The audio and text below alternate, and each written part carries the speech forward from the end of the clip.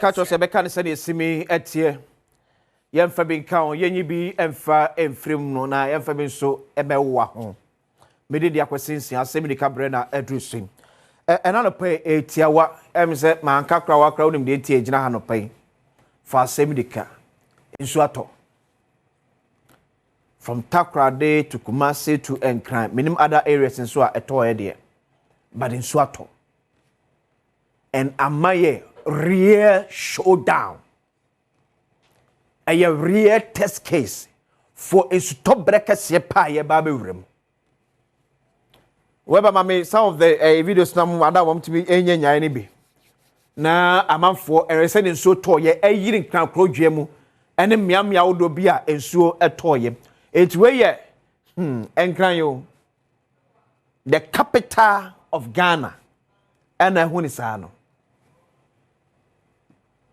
The capital of Ghana. And I want to say, and so now to a year and crofo de feel crowded, and so obi them, obi in the bedroom.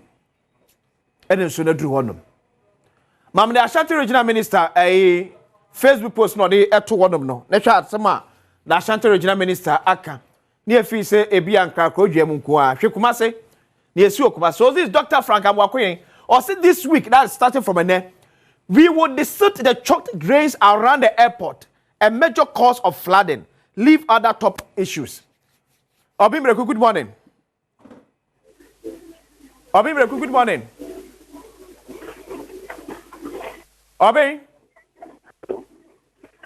Obimreku.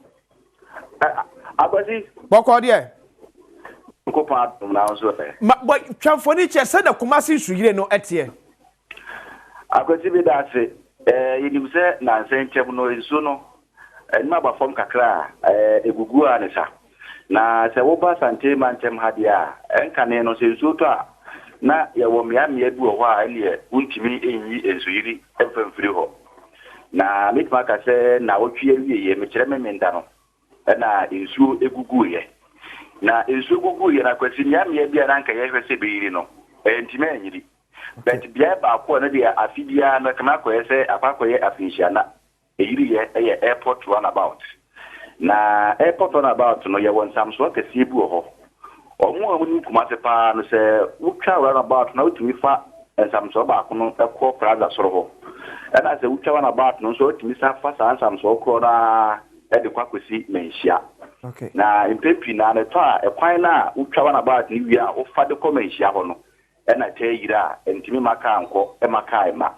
na de wo ba ko na wo fa ko de kemso ene plaza ho ne de so no to aso be en fo be na ya e ho enso etimi na me nda de de e kwan no twa na ba se de wo ko menhia na wo fa so na e ho ena eyiri ya na ka entimi nko ka entimi ema na eye asefesem na se wo hwe asante mantem pempina na kenyetia enso ya na ye bia ya na yi ni na ye efian ko fodo do na de shekatem but me den so to ye hu se ho yiri ye na bi no mu kire se na kama ko ese nkofo edo mu ni e wo ho awon so ye bia ba ko na se wure mu santa asen so a o kwa kofa unity wo ye wa kwa kosi e ho no so nam se nkofo agigi ntaase wo ho sisi dan ti no e ho no so ya na teiri but e kwa no kwasi udara nse se ogba kuma su fa kakra e ho no o maguso asphalt e ho so no e yiri eti emie bu ho ana nke ye efese nke be yiri but airport there still na eyiri akwasi metima ka se niema enkofo tubu gatasi mu no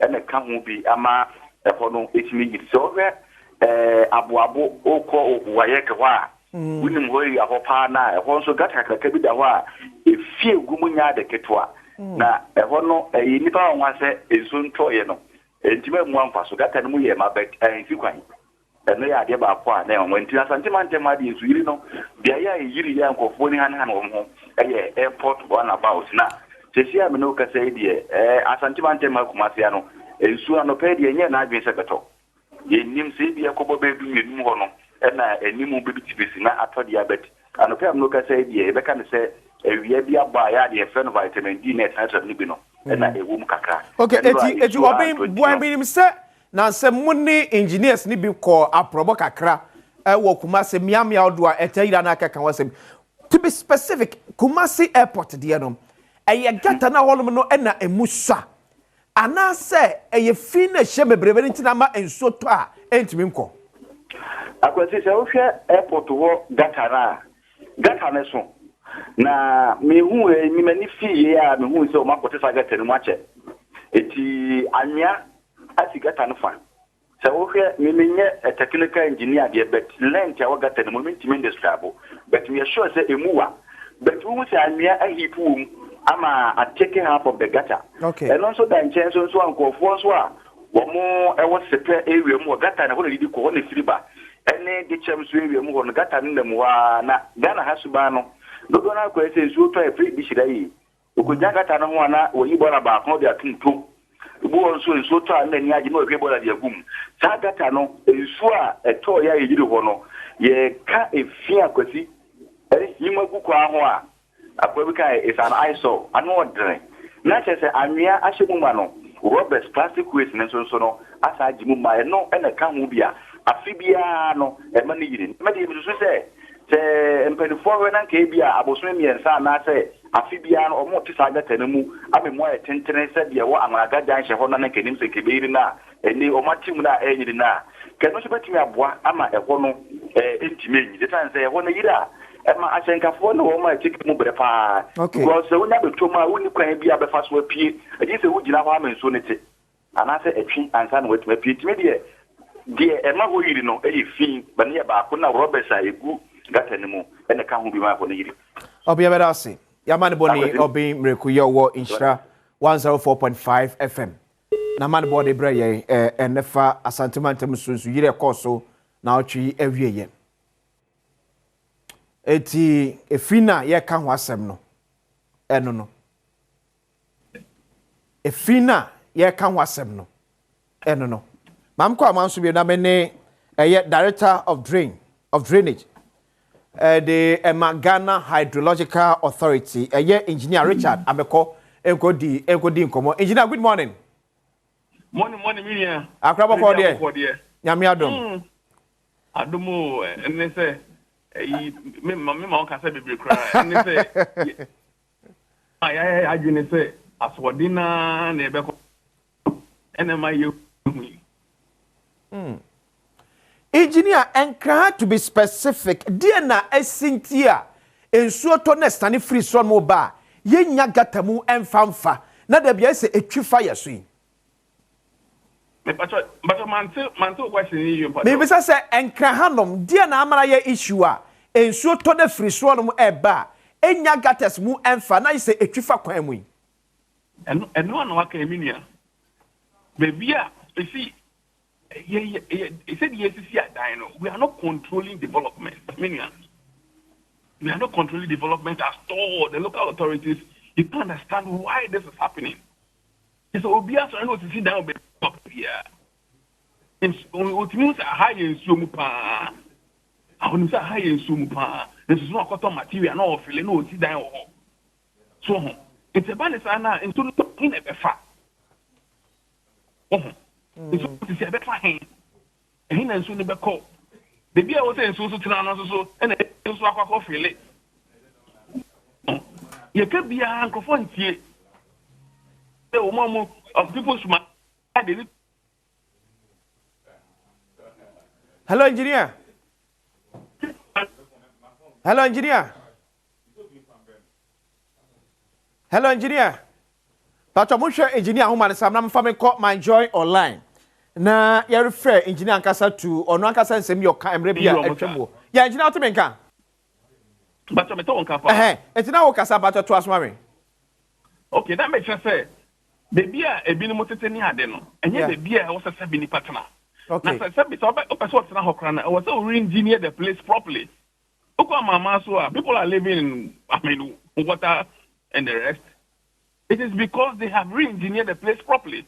By the end of the debut, and now see your cotton material, your cotton, a material, fili, na you sit down or forgotten saying soon to ever find. Eti engineer, Ghana Hydrological Authority. What has been your input? Our assemblies na juma mo ye, especially say ye sit down, and ye see Miami ahodo. Okay, so ye then say. Yeah, play advisory role. Because out here say, yeah. At the planning level, because say Yes, maybe I'm going for some Musidine, and yet baby I was any president. And therefore, no, and Mamma and Shessa, on permits. What I say, we only advise the local authorities. But you see, an authority, no, you try your best to regulations to enforce the law. So, a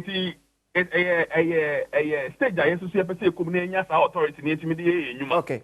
Because who said local authorities no say be pretty as sound. You mean for blame the moment in say. Okay. I have to say whether they are under capacity or then and then it is overwhelming them. So engineer, last year on myjoyonline.com, it was reported that we see $6 billion to construct drains to mitigate flooding. Yes. As of last year, yeah, this answer to ja ebesi na ye ka say. Dia na yetimi aye e de afa ho. Oh, say metimi aka say, I mean, afei na aban ya ba foforo. So enti inkata wo ho nyina na ade no minister no, I like the way oye nyuma. I mean, he's also trying his best to say any task force president form say nyina e be hwe say e be ye ni aye ni ye sasika ye bo hu ye ntimi nkasa wo fa ni nyina man ye prekope. So engineer na BBC no way my Joe Online reporting on 14th June 2024. I agree. From 14th June 2024 ebesi ene are we saying say ye ntimi mamu even one person someone for two na mo ebetimi abra ensuyire ano e wo ye man mu. Oh, metimi aka say minim so wahwe so onim garage project here. Yeah. Sike bi aba mo a ye storm drains your canation ni alugboshi friend say abofu area ho ni nima ho any ade so ni nyina ka ho ni na ka this are long term solutions. I won't say no say be take time construction so dey I won't say ade a project ni bi ho 15 months ni ade so ho ente no you say ya ye wi ansa na be hu and the solution no who say can any problem wo kasua to but okay yeah so to bia na twi anya be go kwan no me man crofo di you be 7 hours but nyame adom that thing has become a thing of the past and you resolve it see a obuso bi otika so bia na say that problem ni ho the next one na ye the wo wage ho no atala area ho no contractor no so site all year adwuma nyame adom the all year so far no onwie ye but ye hu results nso no to a egum kra begu kwan so within the next maybe 31 hours and then so na train so ono so site all year adwuma ente gidi say obon wode aye no wi a sa ni man komo nyina me ni ye honorable minister di hu komo a waja to ayakoho ayakohwe bibia ono so ebo no ho modern say president aware of this problem one of the priorities to resolve the flooding issue in Accra into no he's also trying to come in so babe was on the area no na ya ye ni yi okay but ni nyina ne say yes e be framo say education mo fa ma omo a sabi omo sisi adan wo nyamia a wo sesom wo ya me ba no me tu ni oboso krent no gina soma m kakra bi na me the former minister for local government decentralization and rural development and on a ranking member on Works and Housing Committee of Parliament. Adamat na James Akosa, good morning. Good morning, Kwazi. We are aware say local assemblies ni bi dwumadi omu edi ka hunti na suyiri ekoso ememu. Yo, Kwazi mentia on what you for na mentia menu na online. Ya na sona boy toka. Honorable Garage project. What you mean ka? Me toka ya. O kasa obo bibi say garage project. Yeah. That garage project, you know, sika kama abaya koje every World Bank normally di jumadi about $350 million. Now, sika numa between two ministries, Western Housing and a local government, but the greatest chunk Western Housing. Now, as part of a numa now say one or two feasibility studies how to solve these problems about flooding. Now, 17 assemblies and carried in the war Accra. But the young church would say and say almost reserved areas, water holding banks, and a buffer gata kɛseɛ no a ɛwɔ sɛ nsuo yiri gata no koraa hɔ na ɛbɛfa yɛnyɛ baabi akɔkɔ nsuo na ɛpie so a ɔpaa na ɔpɛ nanteɛ de akɔ sɛ wasi dɛ yɛsi nanan mu a na wakɔ blɔk no eti gata no wɔ hɔ ida sɛ gata no sua anaa ɛso sɛ na sɛ yɛyiri a so yɛn kɛkyi some avenues bi ebetumi akɔ without any hindrance wobɛkɔ obi esi dan wɔ hɔ obi abɔ container deɛ si hɔ a ɔyɛ adwuma de hɔ na odidi there are so many things ne nyinaa happen within the assembly so to answer your question very well yes ɛyɛ assemblies yɛ ankasa mandate ase ɛna saa nneɛma wɔ nyinaa ɛkɔ so saa 17 yi the clear areas a nneɛma ɛkɔ so a ɛblɔk nsuo is water nsuo no ne highway baabi a nsuo no fa kɔ no ne nyinaa is contained in this report and we make them aware in fact before I made the few minutes hɔ na yɛ ka sɛ yɛtumi nya flooding anywhere after that report no a yɛ ne ɔmo ahyia discussing nneɛma a wɔ matching orders sɛ yɛtumi bɛto sɛ any of those things wɔ in that buffer wɔn na chief executive na ebe hold responsible sɛ nsuo tɔ na nipa hwɛ ne nkɔla sɛ nneɛma sɛ a ɛni sɛ ɔtumi fa ɔmo di but as usual lack of implementation because my catch roll see I mean papa you can not say president wants to end flooding in Accra. Yeah, how can you end flooding in Accra? Because it's not possible. Look, it's not possible to say end the flooding in Accra. It's not unless we walk the talk, and I'll tell you why. So our guy with the CKE, yes, so Dre we Mosi, young team, Dre we Sa, young Koyebi, and Ebi Niha, young Koyebi. I tell you, because over 50% of the problem is also indiscriminate disposal of waste, solid waste. Now, what take Gotano, and now we are Gotano.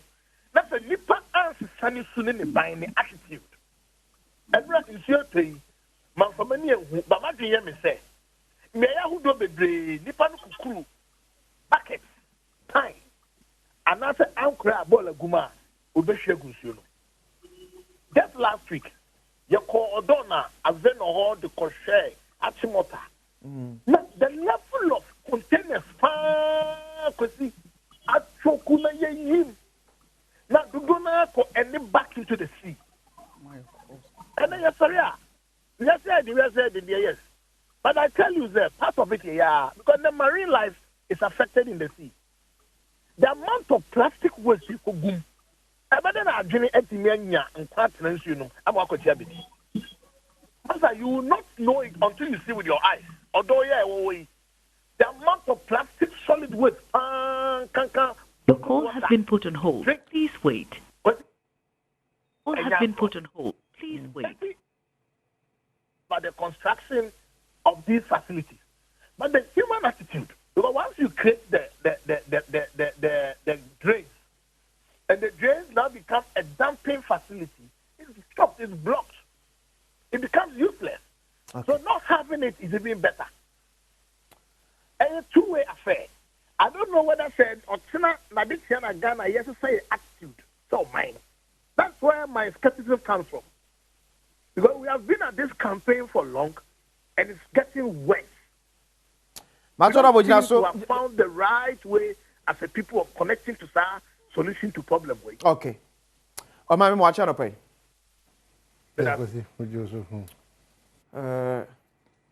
O ma ni kwabra sante atra senti perform te so no modi nkomo yi engineer ke wo na Director of Drains Ghana Hydrological Authority. So and a former minister for local government, decentralization and rural development. Martin James course as soon as Wanonti. Before that, the man born from Ashanti region, Obim Reconso Atrium Combo, and Free Kumase Far Airport to Sujida, a year on Mama Chibium. Quasima Joso. Ha. And then, Mamma Famanadia. There's nothing to talk about. In Sua Assembly, they are to argue now. I don't want to use energy for this conversation. Mahama is the hope. So let's hope that said we are stabilizing the city, not fuel neighbor form, no, obey the magic. Because if a former minister talks that there is no hope, I disagree, respectfully. There's hope. That's why Mahama continues to be the hope. See, respectfully, I disagree. Because on my chichiri, you know, the enyoma egu akwam na ye make sure say be enforce so eboa mo man chichiri ni timi di mu wie peyo. So he's a leader. There's nothing like a hopeless situation. I don't want to comment about the SCHS. We have all acted irresponsibly.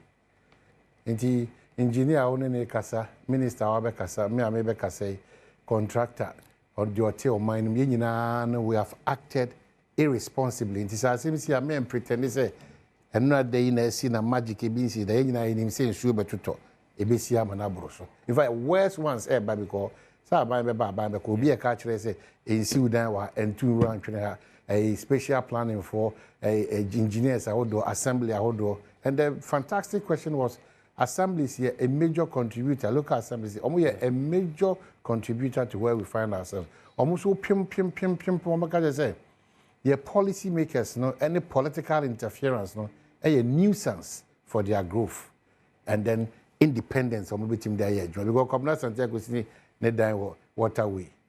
Ye kofa engineer assembly engineer ba honorable Ebenezer Nata me ko square di do kono ma ano no aba ebehwese ibebu mi dem. It's not going to be possible. So those are the realities. Until we get to that point, how can you see a former minister works and housing and as a rose, you know, almost spending 520 million Ghana cedi to desilt the odor or whatever. What has it come to? Just that and the member of parliament, Sal, Wabetina Sentino. Oba na so akutia bonni kwadu na odi ahihia me a kwabena wonu me na ya kai me they say the medu paradise ya me kai wa ma me kai na no pese your excellency John Dramani Mama aka 4 Sal fon so si omo kai wo say omo nyansu yiri omo so di share be deputy minister omo so omo pe you know aka 4 now that me say mo de man 9 am say there be I disagree. Hey, aka 4. It is nyame adom. Sal ha. You know, Fred Agbonyo so do bia ni no Ghana na ye kan say NDC. Now that me ko twa mpo am ko ka say Fred Agbonyo de ko twa dollars and ke Berizanati ombo wa say ka. Ombo ba ko kra. Obo so sa bo say ba Fred Agbonyo. Ah, onipa Uruba. Oh, so obviously your magro. E ko ye eyin ngwa lo. O ba ba bi ja na. O ja fo e. I go see that.